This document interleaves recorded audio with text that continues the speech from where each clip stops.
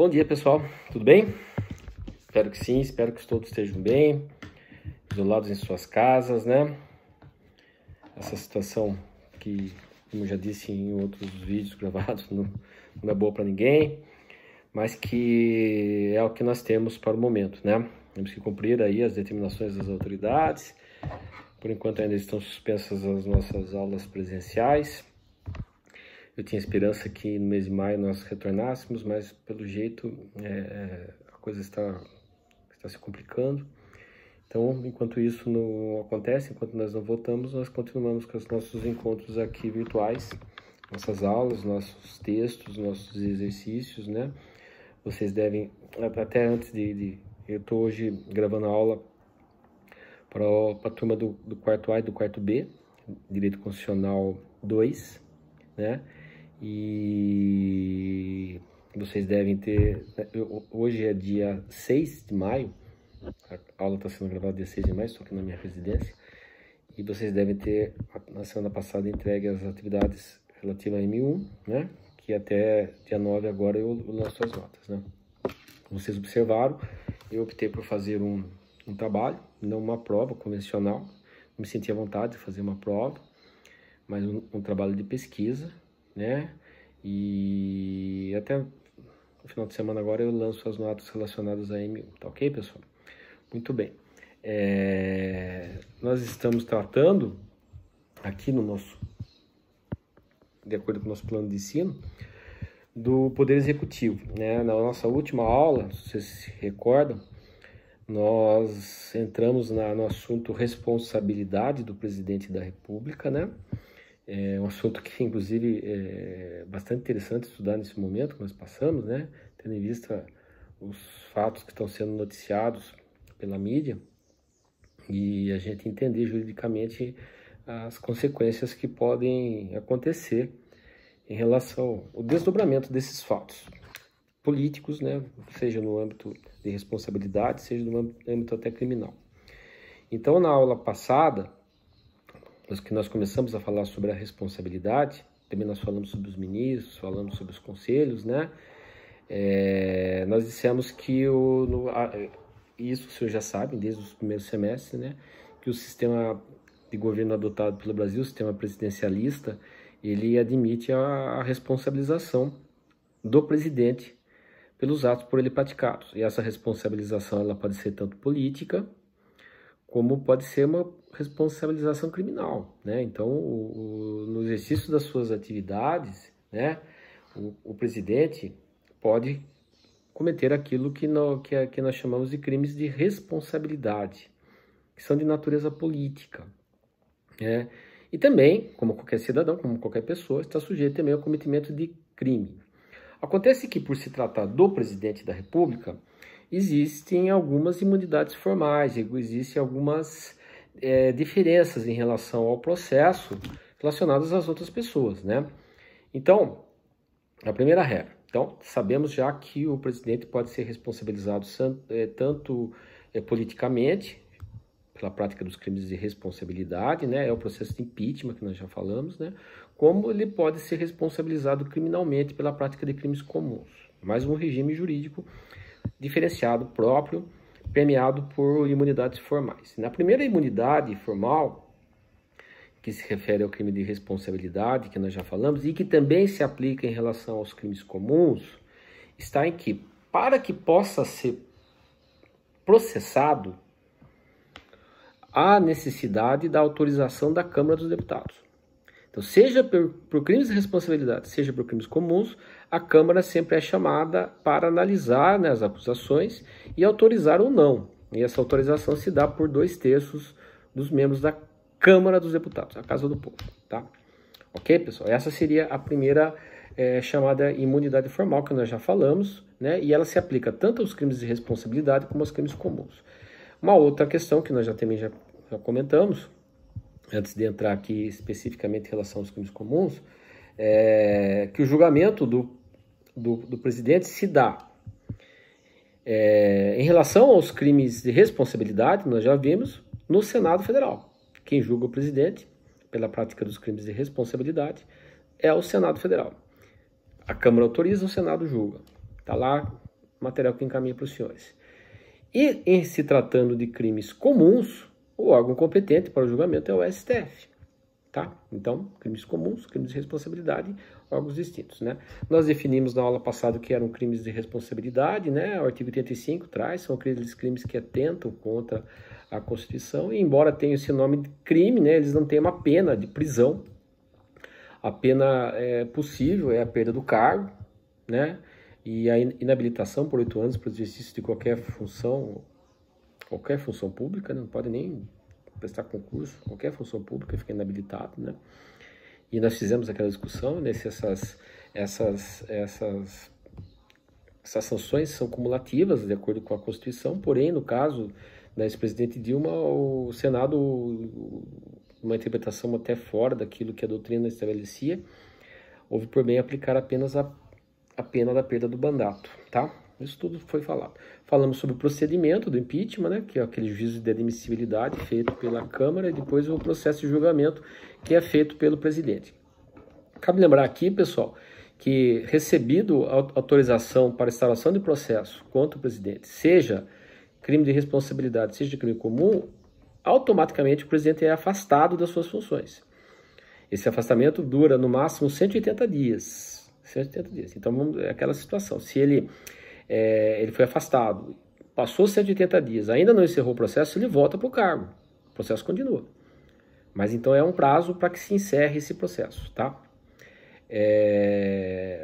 Ok? Então isso foi o que nós falamos sobre os crimes de responsabilidade. Eu vou hoje então falar sobre os crimes comuns, tá, pessoal? Vou só achar aqui onde que tá. Não.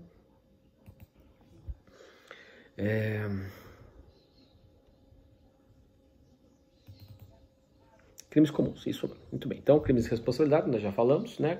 Crimes comuns. Então, o presidente, como qualquer pessoa, né? Ele também está sujeito a cometer crimes, né?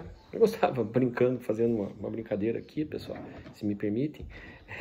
Quando o presidente Lula quando Lula era o presidente, eu fazia as brincadeiras. Imagine que o presidente chega em casa, nervoso, tal, dá um pé do vidro na primeira dama, né? Que Deus a tenha. Marisa. Então, é um crime comum, né?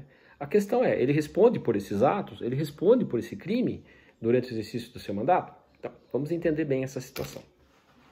Então, crimes comuns praticados pelo presidente. Então, primeira definição, o que é um crime comum? Pessoal, qualquer expressão ela é ampla, abrange qualquer crime previsto no Código Penal, seja eleitoral e até mesmo as contravenções, né? Então, por crime comum, entenda isso, um conceito amplo, tá? O presidente, então, está sujeito ao cometimento de crimes comuns. Como que fica? A primeira, até antecipando já aqui para a gente, senão vai ficar meio fora de ritmo, o regime constitucional de responsabilização do presidente em relação aos crimes comuns prevê uma certa imunidade relativa do presidente. Imunidade relativa. Como assim? Esse exemplo que eu acabei de dar. O presidente chega em casa e dá um pé do vidro lá nessas pessoas, ou agride uma pessoa, vamos imaginar. Ele responde. De acordo com a Constituição, o presidente só estará sujeito à responsabilização por crimes comuns durante o exercício do seu mandato, se esses crimes forem praticados durante o exercício do mandato e tiverem relação com o exercício das suas funções. Você entendeu? Ou seja, se o crime for praticado antes do exercício do mandato, ou se o crime praticado não tenha nenhum tipo de relação com o exercício das funções presidenciais, o presidente não vai responder por esse crime. Professor, mas que coisa, quer dizer, se ele matar alguma pessoa, então, ainda bem que nós não tivemos uma situação como essa. Mas é mais ou menos isso. Se esse homicídio, imaginar um homicídio culposo de trânsito, que não tem nada a ver com a relação presidencial, ele não responde, ele não responderá pelo crime prestem atenção, durante o exercício do mandato. Por isso nós chamamos dessa imunidade relativa. Significa que o presidente cometeu um crime. Preciso analisar. Esse crime tem relação com as funções... Vamos voltar. O presidente cometeu um crime durante o exercício do seu mandato. Então vamos analisar. Que crime foi esse? Foi o crime de corrupção. Tem relação com o exercício do mandato? Tem. Ele vai responder. Vamos falar daqui a pouco do procedimento, mas ele vai responder. Ou então, o presidente cometeu um crime, uma lesão corporal. Tem relação com o exercício da função? Nenhuma. Não responderá durante o exercício do mandato. O que significa isso? Que é uma imunidade relativa. Vejam bem, não responderá durante o exercício do seu mandato. Significando que ao final do exercício do mandato, ele vai responder por esse crime. E é interessante notar também que, obviamente, a prescrição ficará suspensa durante o período do exercício do mandato. E se ele for reeleito? Também vai ficar suspenso o processo. Então fica suspenso se o crime comum praticado pelo presidente durante o exercício do mandato, que não tenha nenhuma relação com as funções presidenciais, o presidente não responde durante o exercício do mandato. É assim mesmo. O mesmo se dá em relação aos crimes praticados antes do exercício do mandato. Repito, não significa que o presidente não vá responder por esses crimes. Vai, mas apenas após o término do seu mandato. A ideia é de que o presidente não pode se preocupar, diante das tão delicadas e importantes funções, com questões menores, né? É óbvio que a gente não quer imaginar que nós tenhamos um presidente criminoso, mas é esse o regime constitucional, tá? Tudo bem, pessoal? Beleza? Muito bem. Em se tratando de crimes comuns, como nós já antecipamos para os senhores, o órgão responsável pelo julgamento é o STF. O presidente tem um foro privilegiado junto ao STF. Isso está previsto no artigo 102, inciso 1, letra B. Agora, esse processo somente poderá ter início após a autorização da Câmara dos Deputados, por 2/3 dos seus membros.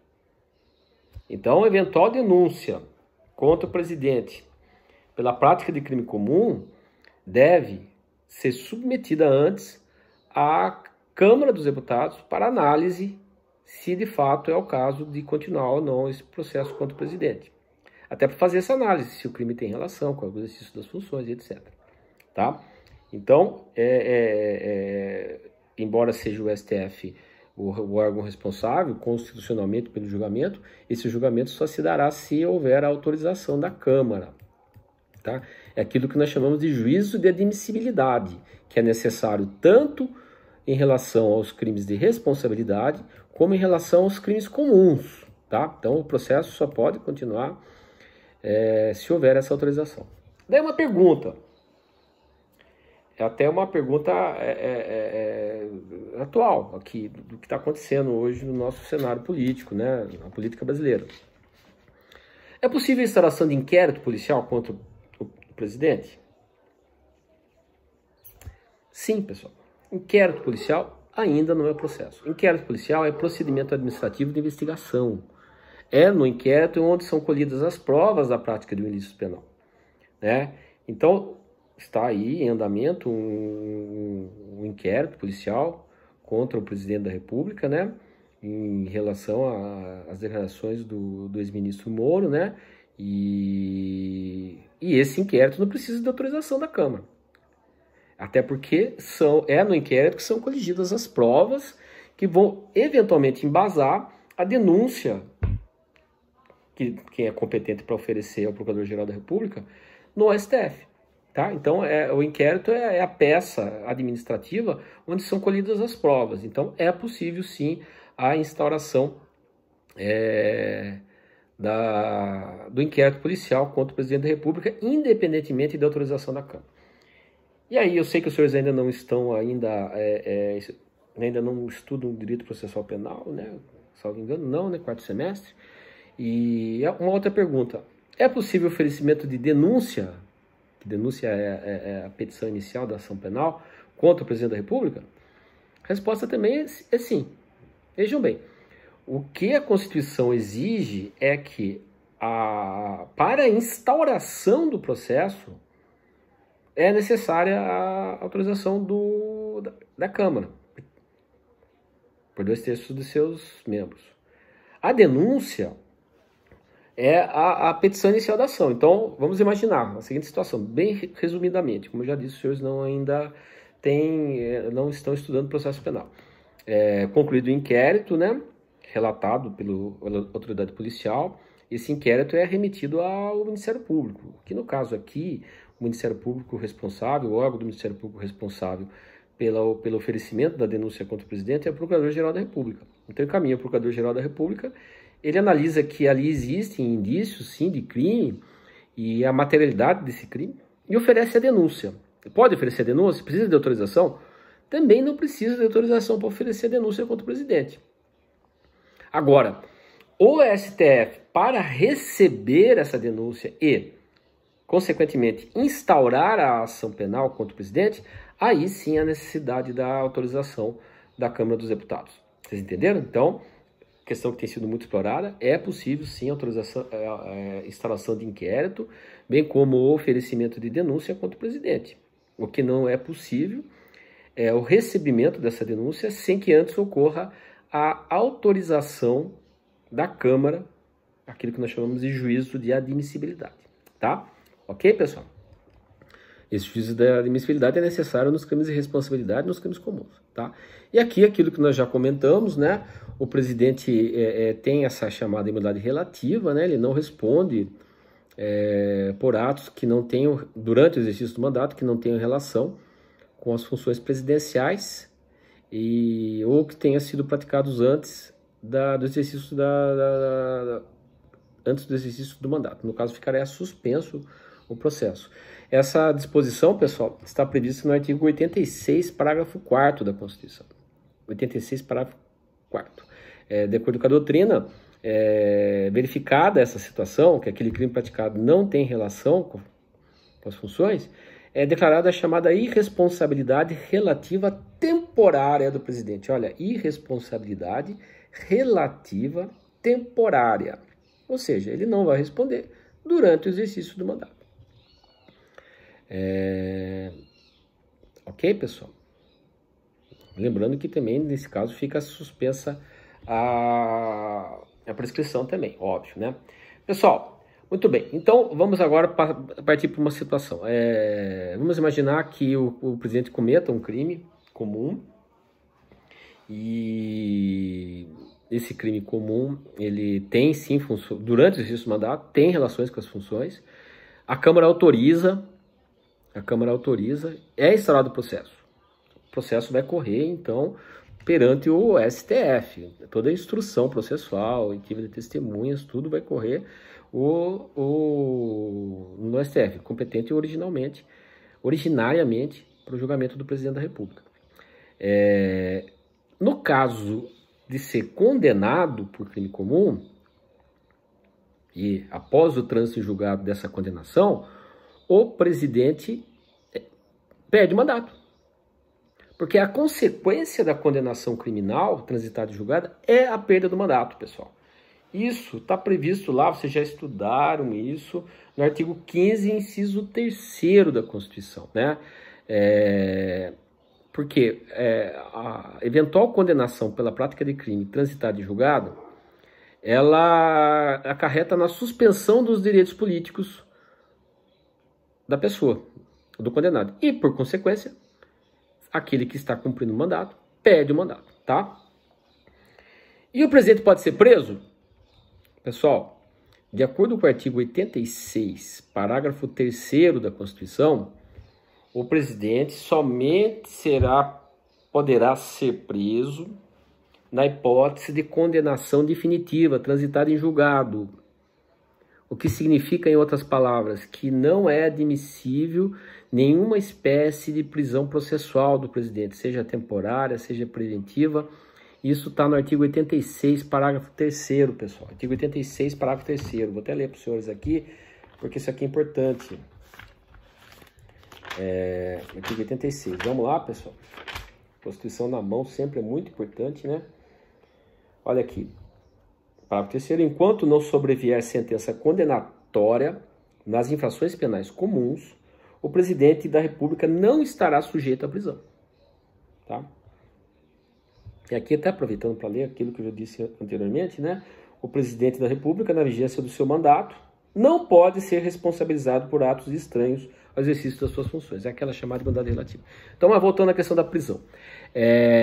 Então, o presidente só está sujeito à prisão se e quando condenado definitivamente em relação aos crimes comuns. Tá? Então, não cabe prisão preventiva em relação ao presidente da República, tá, pessoal? Uma questão que foi discutida, inclusive pelo STF, é que se essa impossibilidade de prisão antes do trânsito julgado, se ela seria extensiva aos demais chefes do executivo, né, governadores e prefeitos, né? O STF disse que não. Essa é uma regra, uma regra que se aplica exclusivamente ao presidente da República. Não há disposição constitucional que possa estendê-la aos demais chefes do executivo, né? Tanto que nós acompanhamos, já vimos, né, no dia a dia, governadores presos preventivamente e até mesmo prefeitos, né? Então há sim a possibilidade disso. Então o único aí que tem essa chamada imunidade em relação à prisão é o presidente da República, tá bom? Não se aplica então aos demais chefes. E aqui dentro da questão da responsabilidade, uma questão que fica, nós falamos sobre a responsabilidade em relação aos crimes de responsabilidade, né, que aqueles que atentam contra a Constituição, estão previstos no artigo 85, né, e devem ser definidos em lei especial, e a responsabilidade em relação aos crimes comuns. Agora, e a responsabilidade civil do presidente? E a responsabilidade administrativa? Então, se ele causar prejuízo ao outro, então se ele eventualmente cometer uma infração administrativa, existe imunidade? Não, pessoal. Essas imunidades que nós nos referimos dizem respeito abrange apenas infrações penais, tá? Assim, o presidente está sujeito, como qualquer outra pessoa, tanto à responsabilização civil, se causar prejuízo a outrem, né, como à responsabilidade administrativa, cometer alguma infração administrativa, né, sofrer uma multa, né, então não existe esse tipo de imunidade, apenas no que diz respeito aí a infrações penais e aos crimes de responsabilidade, ok, pessoal? Então é isso, pessoal. Eu queria, em relação ao executivo, eu tenho que falar ainda para os senhores ainda dois assuntos, não quero misturar aqui, até porque nós temos tempo, nossa matéria está bem tranquila, vocês acompanharem aí pelo programa, nós estamos acompanhando, estamos seguindo o programa à risca, né? Então, estou até tendo a possibilidade de dividir em mais de uma aula. Com isso, a gente encerra a questão da responsabilidade, que é um assunto delicado e importante, né?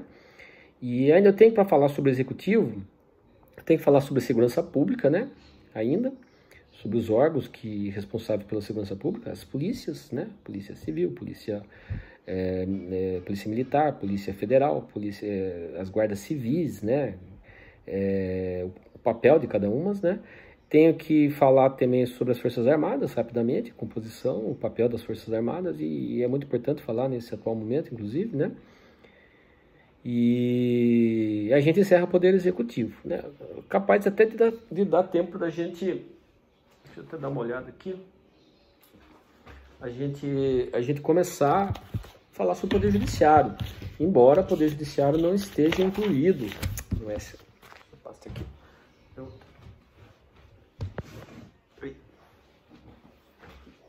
O Poder Judiciário não esteja incluído no nosso programa, pessoal. Então, o que nós temos no nosso programa, eu quero que vocês acompanhem, até para poderem cobrar, né? Então, no nosso programa está incluído na unidade 1 os princípios fundamentais, né? Organização política e administrativa da República Federativa do Brasil. Falamos sobre a União, falamos dos estados, falamos dos municípios, territórios do Distrito Federal, falamos de intervenção federal e intervenção estadual. Falamos da defesa dos estados das instituições democráticas, né? Estado de defesa, estado de sítio. Falamos sobre o poder legislativo, Congresso Nacional, Câmara, Senado, competência. Falamos de processo legislativo e espécies legislativas, que foi inclusive o assunto que eu escolhi para o trabalho, né, da M1. Falamos do executivo, presidente e vice-presidente da República, tal. E temos a falar aí do Poder Judiciário. Embora conste aqui, pessoal, nessa nova grade agora, o Poder Judiciário não seria o nosso assunto, né? Mais assunto de Direito Constitucional 3. De qualquer forma, acho que vai dar para a gente entrar. Então, na semana que vem, eu termino falando de polícia, falando das Forças Armadas, e depois a gente começa a falar sobre o Poder Judiciário. Ok, pessoal? Então é isso por hoje, tá? É uma aula mais curta, mas a gente encerrou um assunto que era importante, a questão da responsabilidade do presidente. E vou encaminhar os exercícios sobre esse assunto, né? Além do assunto, uns exercícios específicos relacionados a esse assunto. Até na sexta-feira eu estou encaminhando esses exercícios para os senhores, tá ok, pessoal? Tudo bem?